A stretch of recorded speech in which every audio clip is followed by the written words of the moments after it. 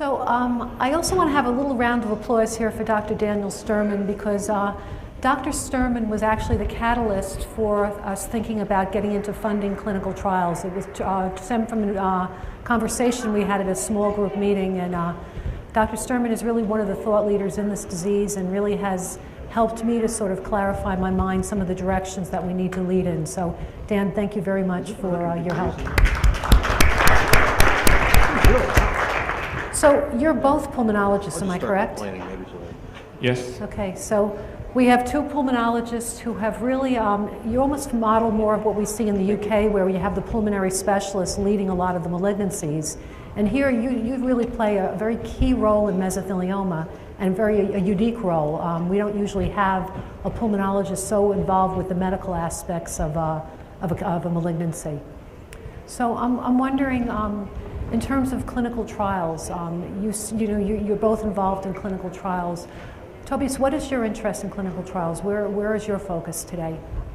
So my background is obviously, like Mary said, I'm a pulmonary physician. I'm also interested in immunology, and so my interest is really cancer immunotherapy and viral therapy of malignancies using oncolytic viruses. And the clinical trial that I'm currently involved with actually uses the measles virus, which was mentioned in one of the previous presentations as an oncolytic virus, and we are administering this virus directly into the pleural space using a Pleurix catheter, with the hope that the virus will potentially directly kill tumor cells by recognizing them better than the surrounding normal cells, and that the virus might also function as a vaccine, triggering an anti-tumor immune response as an additional effect here. And our study is currently a phase 1 study, which is fairly early in its development, and that's what my clinical trial involvement is at this time. Certainly, as Mary pointed out, as pulmonologists, we are typically more involved at the beginning of the disease, specifically diagnosing the disease, staging the disease. But from my perspective, I think it's also important that we follow through and are involved in the therapeutics of the disease. Dan? So I come from a very similar background as Tobias. My background is as a pulmonologist. I also am one of the pioneers in a relatively new field called interventional pulmonology, which is new here in the United States and it's kind of a hybrid between some aspects of thoracic surgery and pulmonary medicine, in which we use scopes in the air passages into the chest cavity to diagnose and treat chest cancers and other diseases.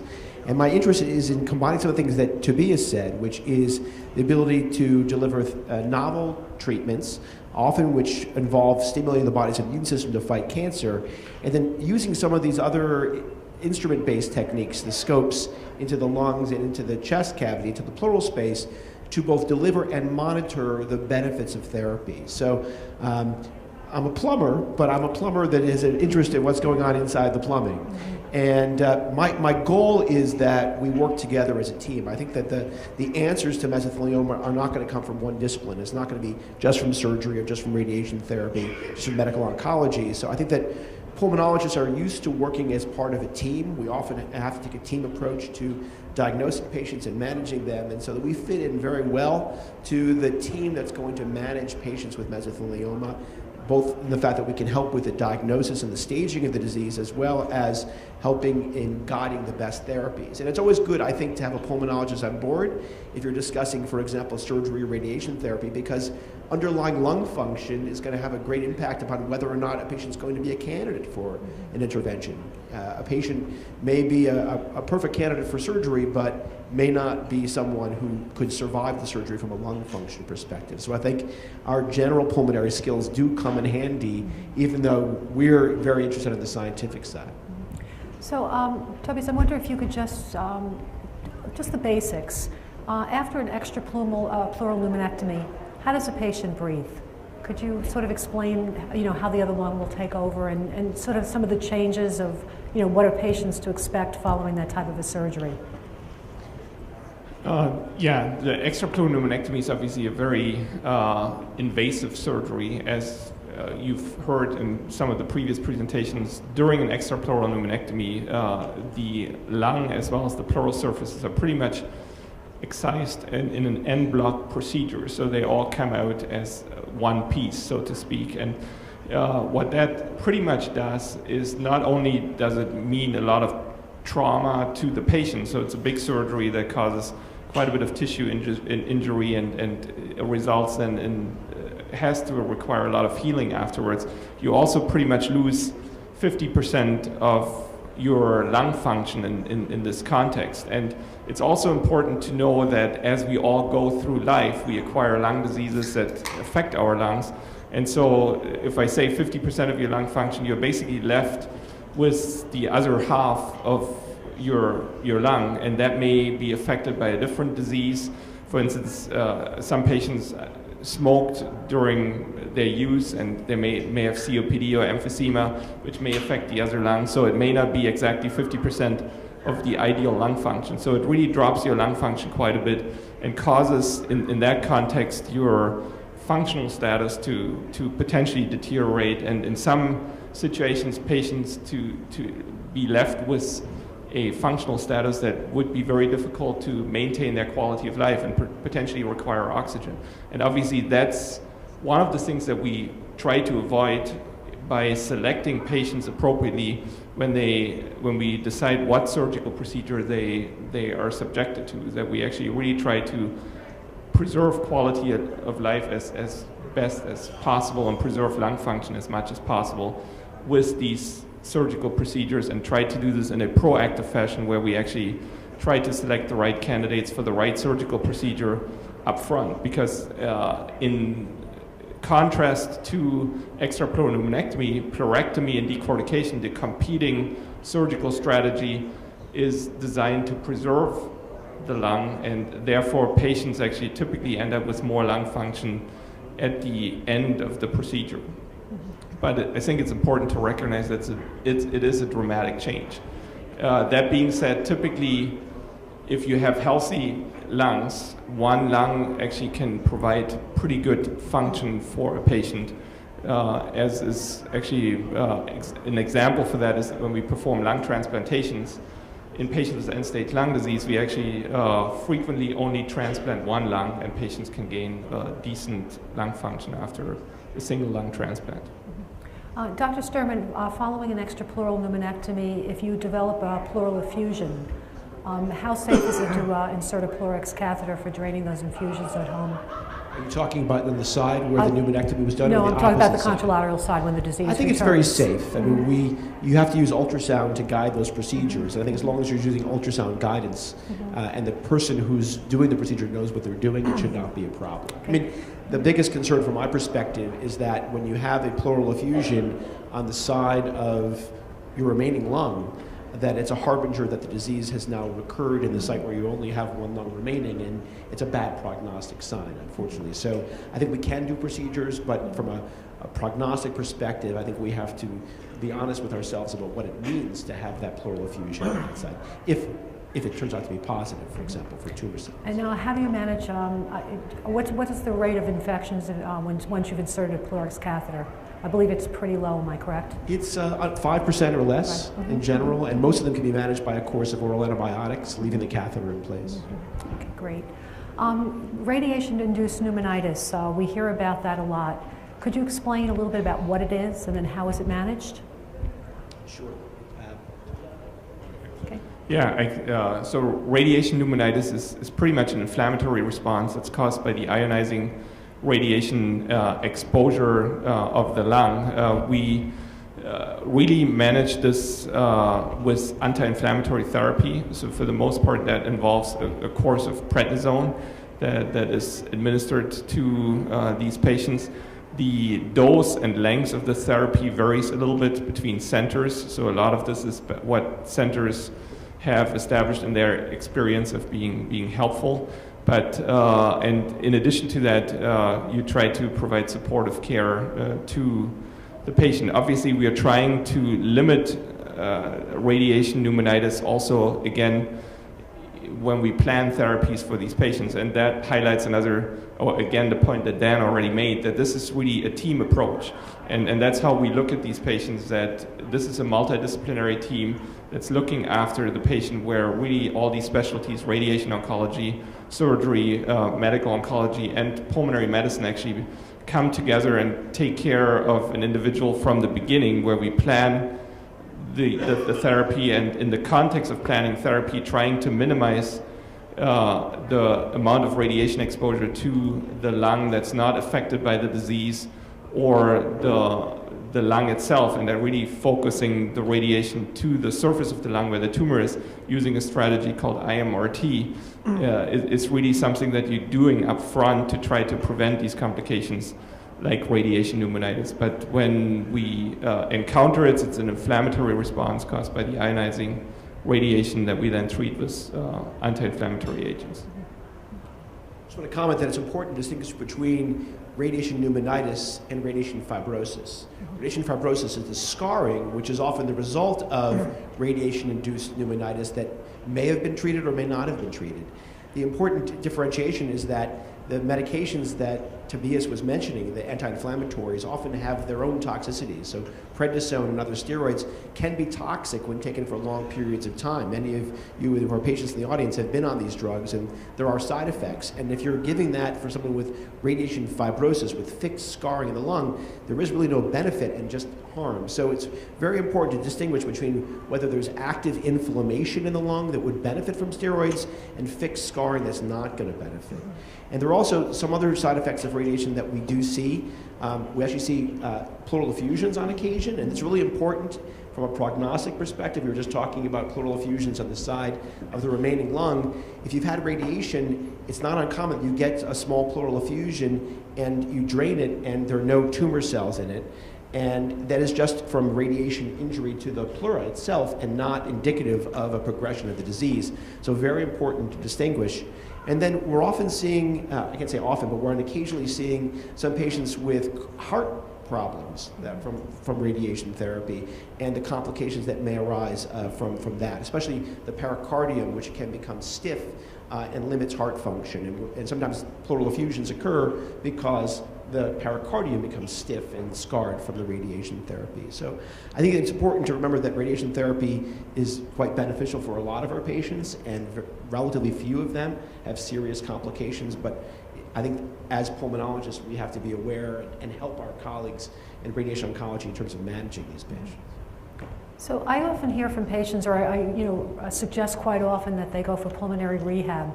Can you talk a little bit about what pulmonary rehab means and how often you refer patients, or the type of patients you think will benefit from pulmonary rehab? Yeah, and I think that's a very common question. Pulmonary rehab as a program is actually very similar to cardiac rehab, which is a structured exercise program where people actually get monitored and actually get taught pretty much aerobic exercise regimens as well as some breathing techniques.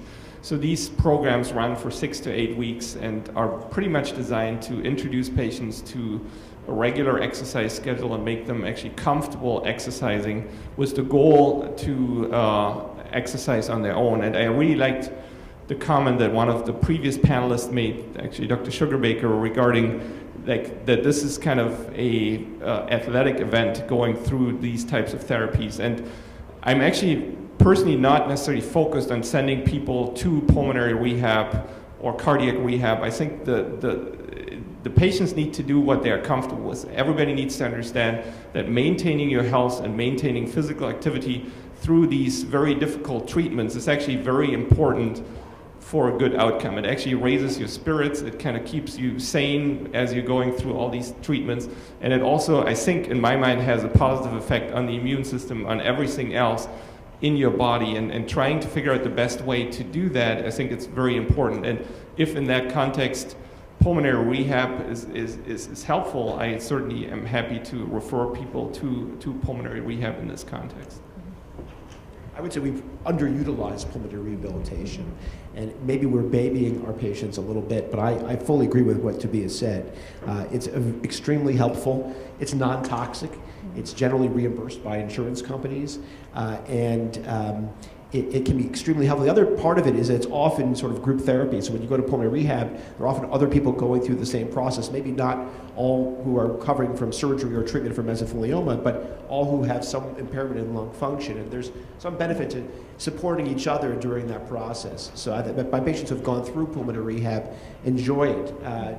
Part of it is gets them out of the house, and doing something and being active and being part of a community. Yeah, maybe giving a little bit of a control back to a patient. It's actually, and we are trying to expand this into mesothelioma. We actually have a very active program at our institution that's actually focusing on the rehab aspect, but then also of self-empowerment of patients, where you actually kind of take control of your disease and you actually actively are involved in the care, but also actively are involved in doing things in your activity during your daily life and activity of daily living. And that's actually been very helpful for other patient groups already. So we hope that this will also translate into help in the mesothelioma community. But for instance, the chronic obstructive pulmonary disease, it's actually been very helpful beyond just the physical exercise part of this.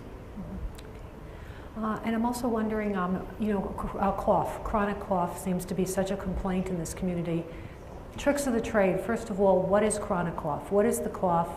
What are the underlying causes of the cough? And then maybe what are some of the remedies that are used? And I know I'm asking, it's a wide open, I know there's a lot of different reasons, but if you can go into some of the basics of what the most common causes of cough in a mesothelioma patient. You have to understand that I think it's easier to treat mesothelioma than it is to treat chronic cough.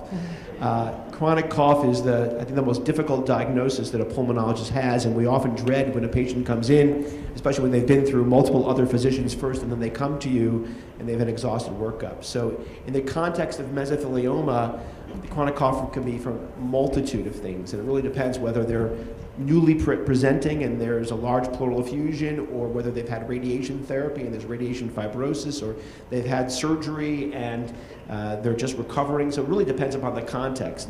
But it can be a very difficult thing to treat, and there is no one drug to use. I think that one of the things that we'd like to avoid is over-medicating people with chronic cough. Narcotic medications are okay for treating chronic cough, but they over-sedate patients. And if you have marginal lung function because of underlying disease, including mesothelioma, and suppressing respiration is not a great idea. And it doesn't get at the root cause. Cough is extremely complex. In general, for patients who don't have mesothelioma, for patients who come to pulmonologists, the most common cause of chronic cough are postnasal drip, sinus disease, so nose and sinus disease, and reflux disease. So I think the first thing that we do, at least that I do when patients come to the office, is aggressively treat your postnasal drip and your esophageal reflux. And it may be that post-surgery, for example, mesothelioma, your reflux may be worse. So you may need that more aggressively treated. So that's something that we can relatively easily do, although medication doesn't always fix the problem because it may be an anatomic issue. Your stomach may have moved up in the chest with your diaphragm after surgery, and that change of position may increase the amount of reflux that you have. Sinus disease and nasal disease are very, very common. And so treating that aggressively, getting ENT doctors involved if you have chronic sinus problems is also important. So I think I work on those. And then asthma is the other thing that we see. Asthma is a very common disease. Mesothelioma is rare, but there probably are many patients with mesothelioma who have underlying asthma who aren't being adequately treated. So I think the first three things that you treat are underlying asthma, postnasal drip, sinus disease, reflux disease.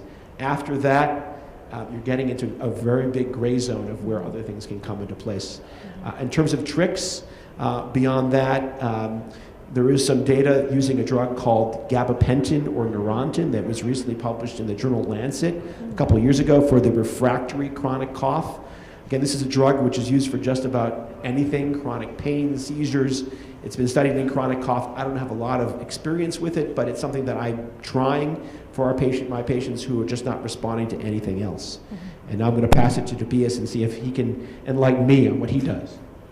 No, and I have to agree with Dan that in general, we also focus first on these three most common causes of chronic cough, and we make sure that since mesothelioma is a rare disease, common things being common, you still have to make sure that it's not one of these other three big players in the context of chronic cough. If that's not the case, the other important thing is to really make sure that the patients actually understand what cough means, and that cough actually serves a physiologic function, meaning clearing your airway, and that having the occasional cough is actually not necessarily a bad thing. So I really try to understand how debilitating cough is. If, of course, cough becomes debilitating to the degree that patients cannot go out and attend social functions and cannot sleep at night, these are the kinds of patients, if you don't find the cause of their cough, where you want to look for anything possible to try to alleviate it on an individualized basis, such as dealing with the pleural effusion very aggressively, or trying to eliminate other potential contributors. And if that's not the case, then we're pretty much down to symptomatic therapy. And Dan already pointed towards the gabapentin. Another thing that we've used on occasions, actually with quite some regularity, is actually just topical anesthesia, so nebulized lidocaine, to basically provide a numbing effect in the posterior throat, in the back of the throat, to try to break the cycle of coughing and trying to make people more comfortable. But similar to what Dan was saying, the problems with opiates, obviously opiates like morphine and other opiates, they suppress cough at a central level, at the brain level. And in this context, they can make people drowsy and can make people difficult to function during the day. Lidocaine doesn't do that, but of course lidocaine, if you numb up the back of your throat, it's pretty much like going to the dentist, and it becomes very hard to eat and drink after that, and without getting things down the wrong pipe and aspirating. So all of these things have their pros and cons, and if you don't find any of these big three causes, you're pretty much stuck trying to individualize therapy as much as possible after you determine that this patient really needs some help with the cough. Oh, so I'm hearing vaporize, I'm thinking about medical marijuana now. So what about, people who are giving prescriptions for medical marijuana who have one lung or compromised lungs? How does inhaling these type of substances, does it affect the lungs, does it hurt breathing? To be honest, I don't have a lot of experience with that, so I guess in the state where I'm practicing, there's I don't think I think there's a way to get medical marijuana. It's not been really in my practice that much. I don't think that it would have a very detrimental effect on the lungs theoretically, but it's important to understand that you don't have to smoke medical marijuana. That medical marijuana comes in a liquid form that can be put in foodstuffs, and that's how it's often taken. So it's hard to recommend someone who has underlying lung disease to smoke something that's going to make them feel better. They can take the same substance orally without injuring their lungs, because even though medical marijuana has clinical benefits, there are downsides to the lung to smoking marijuana, which are well proven. So I would recommend that if someone was prescribed, they lived in a state where medical marijuana was legal, that they get the oral form, however it is best administered, and not smoke the drug. So Dr. Sturman, I'd be remiss if I didn't ask you about what's happening with your gene therapy trials, because I know you've been championing gene therapy for so many years. Where are we with those trials now? Thank you for asking, Mary. We appreciate it. So we just completed, is that 5 minutes to go? Okay. Thank you, Melinda. That wasn't a 5 out of 10 for our performance so far? That was 5 more questions. Okay. I thought we were at a 5. I thought we were up at like at least 8.5. We're doing really well. So we completed at the University of Pennsylvania I think the largest gene therapy trial ever in mesothelioma just this past fall. When I say completed, we enrolled the last patient. We're still following many of the patients in the clinic. And this was 40 patients, started in March of 2011. We finished in 3 years. We're summarizing our data, and we'll be submitting it, presenting it at the International Mesothelioma Interest Group meeting this fall in Cape Town, South Africa, and hopefully also submitting for publication or at the same time frame. So what we did was take a drug, which is a virus, a virus that causes the common cold, and this virus has been modified so that it can't cause illness in human beings, but it carries the gene for human interferon alpha. And this gene gets inside cancer cells and causes cancer cells to produce the interferon alpha within the tumor cells themselves and stimulates the body's immune system to recognize and start to fight the cancer. And we give this together with standard of care chemotherapy, both in the front line with pemetrexed and in the second line with gemcitabine. And so the study is stratified between front line and second line patients. And particularly in the second line, we appear to be seeing a significant signal in terms of benefit, in terms of long-term survival. So we hope to analyze all of our data in the next few weeks, submit our abstract to IMIG and submit our paper, but also we are in the planning stages right now for the next phases of clinical trials, including what we hope would be a multi-center randomized clinical trial in the second line between gemcitabine-based chemotherapy versus gemcitabine-based chemotherapy with the gene therapy combination. So we're very excited. We're not enrolling patients currently because we're trying to decide which direction to go in, and we hope to be restarted relatively soon. That's great. So when you do disclose the results, I know that we'd be very interested to get it out to the community. Thank you. I have one question that came from the audience. It's sort of taking us a little off track, but do you see any late effects of radiation? So in other words, not in the immediate time period after radiation, but maybe years later, do you see any long-lasting or any new side effects that develop over time? And yeah, with the acute radiation pneumonitis is what we discussed, but there is radiation fibrosis, like Dan pointed out, and this radiation fibrosis in some patients actually can be progressive and can basically cause progressive scarring of the lung, which then presents as more of an interstitial lung disease that can limit the breathing capacity of these patients. And the same is true for some of the other organs that specifically, for instance, the pericardium, the sac in which the heart is basically enclosed in, that late effects of radiation could be scarring of the sac, which can then limit the ability of the heart to expand and basically perform its pump function. So these later scarring effects can actually occur and can be quite debilitating, but unfortunately they're actually relatively rare, and they don't occur with a very high frequency. I would just add one other side effect, late side effect of radiation that we see, which is not well described in the medical literature, which is radiation bronchitis, is what I call it, for want of a better term in the medical literature. When you give radiation and the central airways are in the field, on occasion they can become chronically inflamed and scarred. They don't clear mucus normally. Patients can be susceptible to recurrent infection. They may cough up a small amount of blood periodically. They may have a shorter breath. They may have wheezing. And this is a phenomenon that's very difficult to treat, and it's in the spectrum of chronic cough that you would see in those patients who've had radiation therapy. And it can be very debilitating. And one of the things that I use actually is what Tobias recommended, which is nebulized lidocaine. I find it very beneficial for the patients with radiation bronchitis. Thank you. So I guess we're getting ready to conclude. Is there anything that you'd like to add that we didn't bring up in the discussion that you think might be important to share with the patients? I think, just to summarize things, in my mind, the most important thing is really to take this team approach actually between all of us, all the specialties that I mentioned, but then also the patients. So I think it's actually very important for us to get you guys all involved and be active, and that the best outcome and the most credit, a lot of credit actually goes to the patient being actively involved in this process and helping to get better. I just want to say thank you for having me here. It's always an incredible honor to be part of this very unique meeting, being together with patients, family members, loved ones, significant others, advocates, industry, scientists. It really is an incredible experience for me, and I renew this experience every time I come back here, and it gives me great faith that we're together going to get an answer for this disease. So thank you for having me. Thank you.